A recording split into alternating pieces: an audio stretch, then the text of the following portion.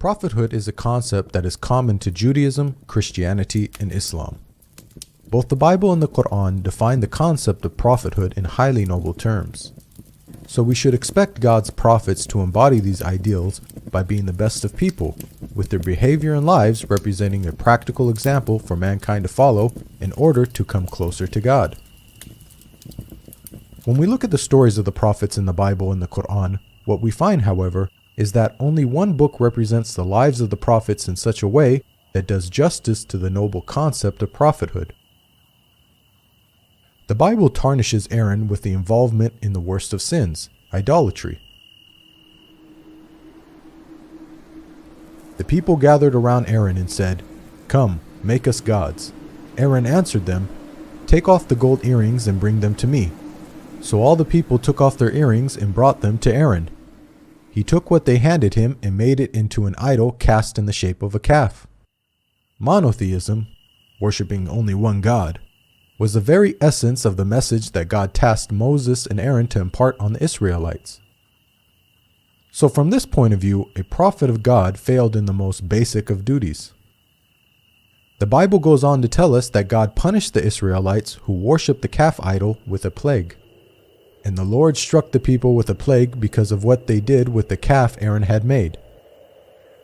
Aaron, however, was spared any such punishment, even though it is said that he was the individual that made the idol.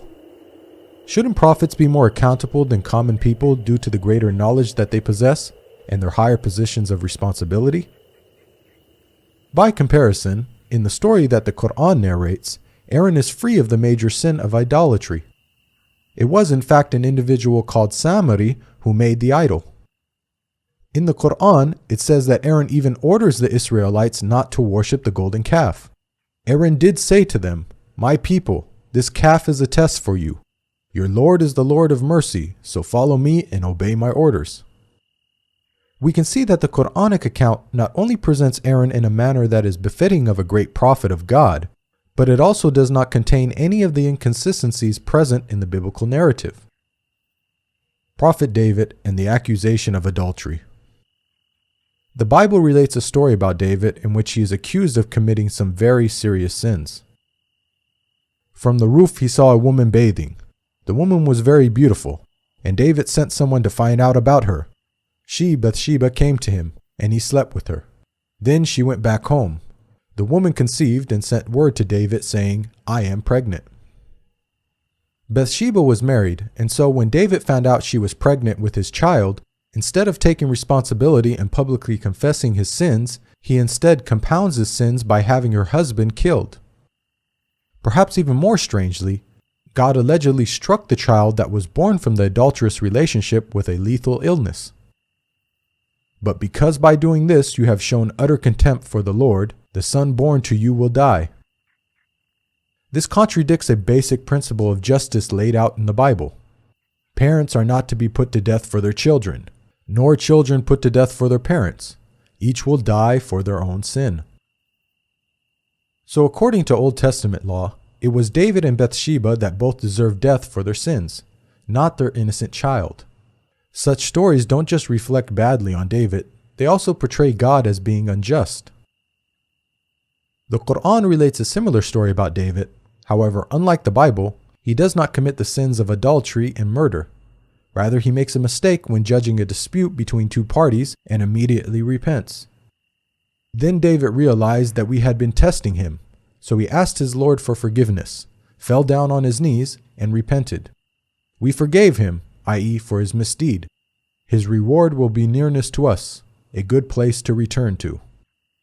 The Qur'an not only rejects the accusation of adultery and murder, but it also portrays David in a noble light as someone who takes responsibility and seeks God's forgiveness for the smallest of mistakes. Prophet Noah and the accusation of drunkenness. The Bible tells us that after the great flood, one of the first things Noah did was to plant a vineyard and fall into a state of naked drunkenness. Noah, a man of the soil, proceeded to plant a vineyard. When he drank some of its wine, he became drunk, and they uncovered inside his tent. It is difficult to believe that this great prophet, who had the self-discipline to build a giant ark by hand, would then lose all self-control as soon as he sets foot off the ark. The Bible goes on to tell us that Noah cursed his own grandchildren when he found out that his youngest son, Ham, had informed his siblings about Noah's sorry state. When Noah awoke from his wine and found out what his youngest son, Ham, had done, he said, "Cursed be Canaan, the lowest of slaves he will be to his brothers." One can't help questioning Noah's conduct. Even if cursing was justified, wouldn't it make more sense for Noah to curse Ham rather than Ham's son Canaan, who was an innocent party? The Qur'an paints a very different picture of Noah. After the waters subsided, Noah inquires about the well-being of his rebellious son who refused to board the ark. It sailed with them on waves like mountains, and Noah called out to his son, who stayed behind, "Come aboard with us, my son. Do not stay with the disbelievers." The waves cut them off from each other, and he was among the drowned. Noah called out to his Lord, saying, "My Lord, my son was one of my family, though your promise is true, and you are the most just of all judges." Again, notice the stark contrast with the biblical portrayal. Rather than getting into a naked, drunken state and cursing innocent family members, the Quran tells us that Noah, a great prophet and leader of men, but also a father, turned to God with sadness for his dead son. Job and his many alleged blasphemies. The story of Job in the Bible is one of a prophet being severely tested. The story begins with God highly praising Job for his righteousness. God says to Satan, "Have you considered my servant Job? There is no one on earth like him. He is blameless and upright, a man who fears God and shuns evil." Satan proceeds to challenge God, stating that the only reason Job is upright is because Job has a good life. Satan predicts that if God were to test Job properly, then Job would curse God. "But now stretch out your hand and strike his flesh and bones, and he will surely curse you to your face." God allows Satan to test Job, and once the trials commence, Job fails to remain patient, and even goes so far as to blaspheme against God numerous times. "Then know that God has wronged me and drawn his net around me. I am innocent, but God denies me justice. It profits a man nothing when he tries to please God." Now, the way the story unfolds is highly problematic. There is the issue of a prophet of God committing blasphemy, one of the worst sins imaginable. Also, the Bible is alluding to Satan knowing more than God in this instance by correctly predicting what would happen. Recall that God asserted that Job was a man who fears God and shuns evil. Satan challenged God by predicting that Job would blaspheme, and so Satan has proven God wrong. Can Satan, a limited and finite being, have more insight into Job than God, the creator and sustainer of the universe? The Quran resolves all these issues in just a few short verses. Job doesn't blaspheme against God. Rather, he blames Satan for his hardship. "Bring to mind our servant Job, who cried to his Lord, 'Satan has afflicted me with weariness and suffering.'" God compliments Job for his patience in the face of such trials. "We found him patient in adversity, an excellent servant. He too always turned to God." Job's righteous conduct in the Quran is exactly what we would expect of a prophet of God. Analysis of the stories of the prophets. Both the Bible and the Quran define the concept of prophethood in highly noble terms. After examining the stories of the prophets, we've seen that it's only the Qur'an that portrays the prophets in such a way that satisfies this ideal. By contrast, the Bible shows the prophets in an extremely negative light. It seems that no sin is too great for them to commit, yet the Bible states, "All scripture is inspired by God and is useful for teaching, rebuking, correcting, and training in righteousness." What morals can be derived from stories that are filled with prophets committing idolatry, murder, adultery, and blasphemy? Another issue with the Bible is that God states that his commandments are easy to follow. Now, what I'm commanding you today is not too difficult for you or beyond your reach. This message of encouragement was proclaimed to the whole of Israel, prophet and commoner alike.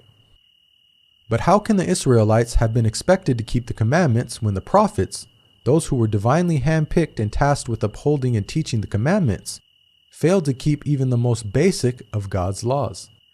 Does this not make a mockery of God? One of the names of the Qur'an is Al-Furqan, meaning the criterion between truth and falsehood. So the Qur'an not only confirms the scriptures that came before it, but it also corrects their distortions. We sent to you, Muhammad, the scripture with the truth, confirming the scriptures that came before it, and with final authority over them, so judge between them according to what God has sent down. The Qur'an defends God's righteous prophets against the slander and falsehood attributed to them in the Bible. It provides the best guidance for those who want good examples to follow in order to come closer to God and be successful in the hereafter. There is a lesson in the stories of such people for those who understand.